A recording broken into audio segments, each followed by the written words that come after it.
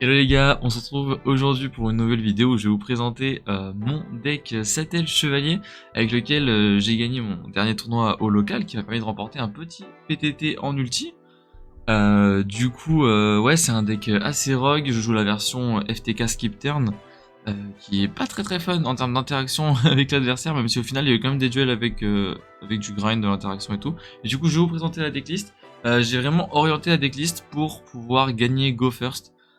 C'est vraiment l'objectif principal du deck. En fait, je trouve que jouer une version full combo sans le FTK, c'est moins intéressant dans le sens où on va se prendre les breakboards, on va être sensible un petit peu aux mêmes end traps.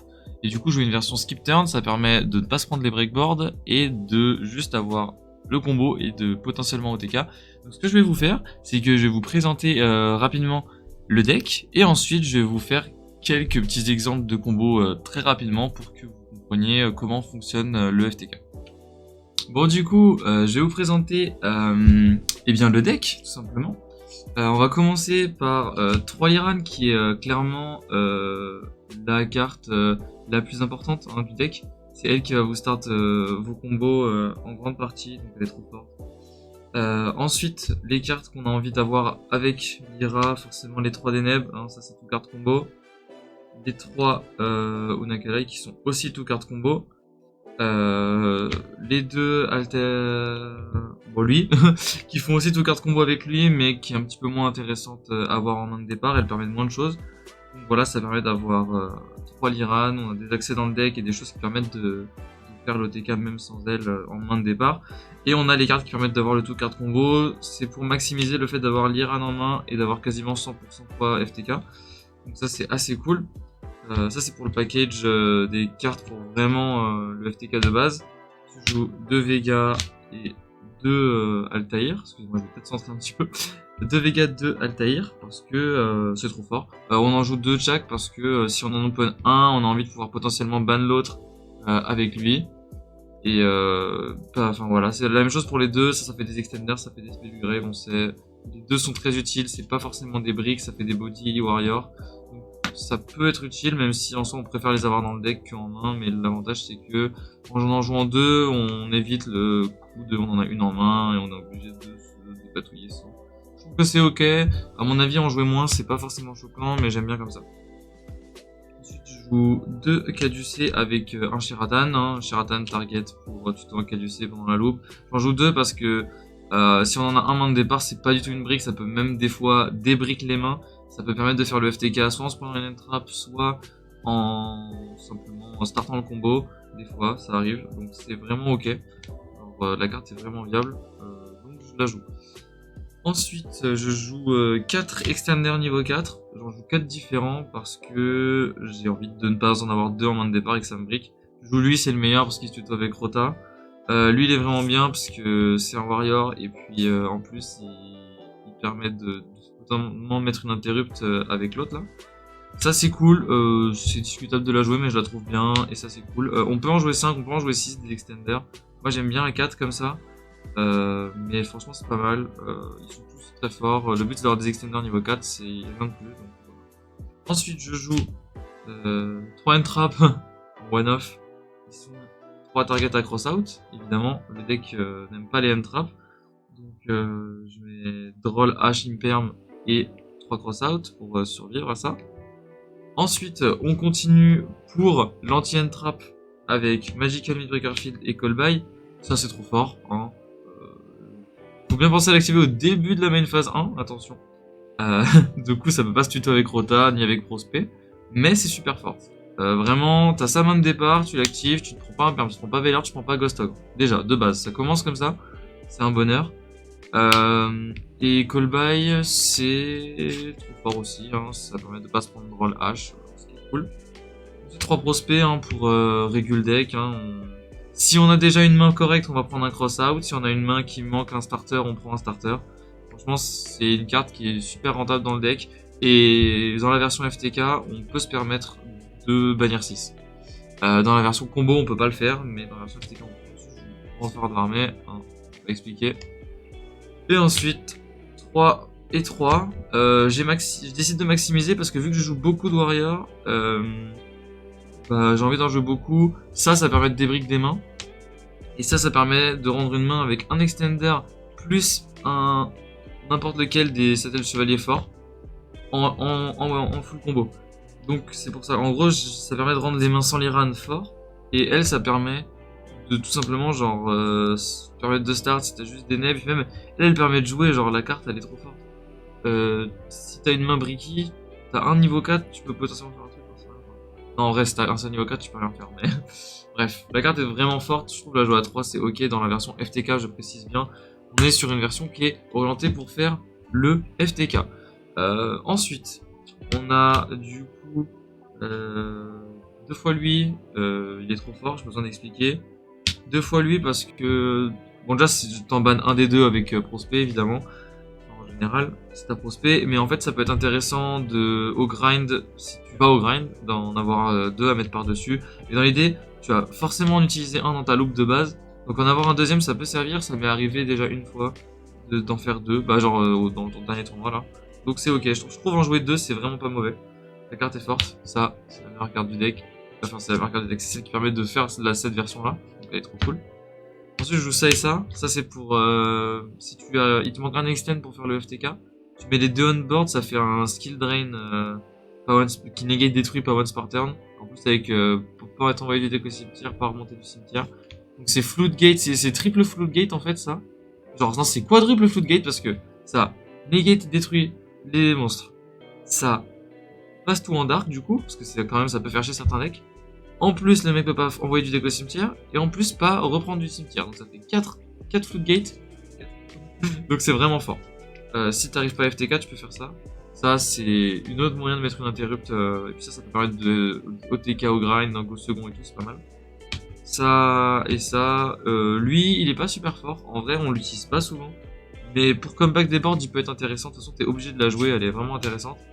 Et le Delteros, je vais pas expliquer la carte, elle est trop intéressante. Même dans une version FTK où tu joues pas Isolde et tout, la carte est vraiment intéressante. Elle m'a fait gagner 2 games hier, genre tu l'invoques avec la magie, tu fais pet 1, et enfin juste ça out une carte on board, body à 2005, juste ça c'est trop bien en fait dans le deck. Ensuite Bagooska et Time Tiffer vu qu'on joue la piège, bah autant se faire plaisir. Et on le met, ça peut mettre une interrupt si on se prend des end-trap et tout. Et Bagooska, c'est en cas de hard break, tu mets un Bagooska pour tempo. Tout simplement, ou si tu te prends une grosse end-trap sur un timing qui te plaît pas.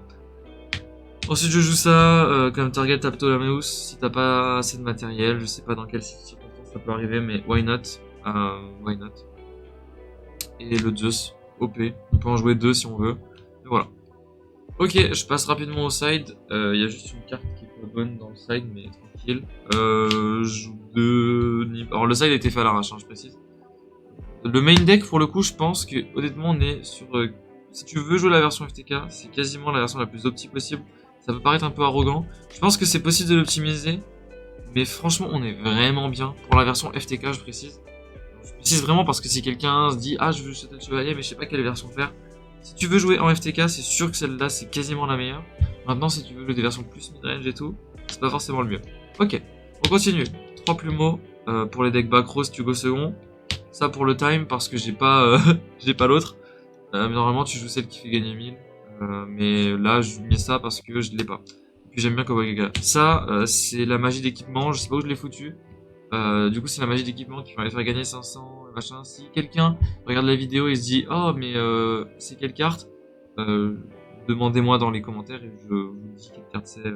Juste, j'ai pas le nom comme ça, mais c'est la magie d'équipement qui fait gagner 500 et qui rend unaffecté d'un set de chevalier. Ensuite, ça et ça. J'ai pas besoin de m'expliquer. Ouais, j'ai pas besoin de m'expliquer en fait. C'est juste trop bien. Tu go second, tu mets ça. Tu deck. Et le troisième et le deuxième et le troisième draw, pardon. Tout simplement parce que le draw est trop fort dans le format. Voilà. Du coup, bah, ce que je vais faire, c'est que je vais enchaîner direct. Hein, et je vais vous montrer tout de suite en tout carte combo ce que le deck fait. Donc, ce que je vais faire, c'est que je vais prendre Iran et une carré par exemple. Ce qu'il faut savoir, c'est que il y a plein de manières dans cette version de FTK, c'est-à-dire que ta main, si c'est ça, plus... je sais pas, si ta main c'est ça, ça, Ça plus de merde, ça fait FTK par exemple. Genre tu fais ça, tuto l'Iran, norme SP. Par exemple, enfin t'as plein de moyens de FTK. Genre un Extend Warrior, plus un body c'était le chevalier. Avec ça en main, ça fait FTK. Enfin, t'as énormément de moyens de FTK, c'est pour ça que la version est intéressante. Mais voilà, du coup, on commence. Bah évidemment, norme, chaîne 1, chaîne 2. Je vais essayer d'aller vite hein, pour pas vous faire perdre trop de temps, mais au moins que vous voyez l'idée du combo de base. Et après, dites-vous que ça c'est la base du combo et que le but c'est d'adapter en fonction de vos mains pour faire un truc qui ressemble. Donc là, on va d'abord résoudre ça, l'effet pour foolish. Bon, j'ai un peu le trier le deck, du coup, ça va être. Hop. Donc on envoie Alteran. Je vais le mettre ici, excusez-moi. Ça c'est le grave. Hein. Ensuite, on va faire effet à l'invocation pour tuto le Skybridge. Ensuite, on part sur une petite Xyz. Et on va invoquer du coup lui. Donc là actuellement vous prenez pas un perm dessus hein, parce que si vous faites effet avec le mec fait un perm, vous chaînez ça et vous avez full combo. C'est une info intéressante de savoir. On va détacher un. Je l'invoque pas tout de suite lui parce que des fois j'ai envie de le garder. Mais bon en soi, l'invoquer maintenant ou pas l'invoquer maintenant ça change. En vrai le combo est large. Donc là on fait effet, on va bannir Sheratan du deck. Pour gagner l'effet du tout, ce qui nous permet de tuto caducer. On va pouvoir spé caducer effet. Là. C'est qui va tuto ça. Ensuite, ce qu'on peut faire, c'est qu'on peut faire Skybridge, target ça. Spé des neb. Ça remet donc on va dire effet des neb. On va tuto Altair. Et là, on va juste à faire ça, spé ça, effet, target ça, spé ça, effet pour le respect vu qu'un Stellar était spé. Donc là, on a évidemment tout pour faire la Xyz. On invoque lui, effet, on prend les deux en main. Ensuite, on fait pas ça, on fait lui par dessus. Ensuite, on fait effet, target ça. Et on fait ça, effet, et on skip turn. Ensuite, vous pouvez draw une carte, on s'en fout de la carte que vous avez draw. Vous avez deux cartes en main qui sont ça. Vous faites juste ça, target, on spé le deuxième Altair, on respect. Franchement, je vais pas vous montrer comment on fait 8000 dégâts on board. Vous vous doutez bien que en n'ayant pas encore norme, c'est pas du tout compliqué de faire 8000. Vous avez juste à en faire un deuxième pour reprendre 2 au grave, refaire des spé, retuto ça. Enfin, c'est super rapide. Genre vraiment. Donc voilà. Merci d'avoir regardé la vidéo. Si vous avez le moindre question sur le deck, n'hésitez pas. Franchement, le deck, c'est un deck no brain, on va pas se mytho. C'est pas un deck avec un gameplay de fou, avec lequel vous allez vous amuser de malade. Ça peut être très très drôle pour jouer contre vos copains, pour les faire rager. Ça peut être très très drôle dans des tournois un petit peu fun, où vous voulez vous y aller vraiment sans vous prendre la tête. Ça peut être vraiment cool. Maintenant, voilà, j'ai envie de dire, si c'est un deck pour jouer sur le long terme, est-ce que c'est la version la plus intéressante? Je ne sais pas. Mais franchement, si vous aimez C'était le Chevalier comme moi et que vous avez envie de jouer une version un petit peu rigolote, parce que je suis désolé, mais détache 7 skip turn, je trouve ça rigolo. Voilà, n'hésitez pas. En tout cas, merci d'avoir regardé les vidéos. Abonnez-vous, mettez des commentaires si vous avez des questions et tout. Ça me sera un plaisir pour moi d'y répondre. Salut!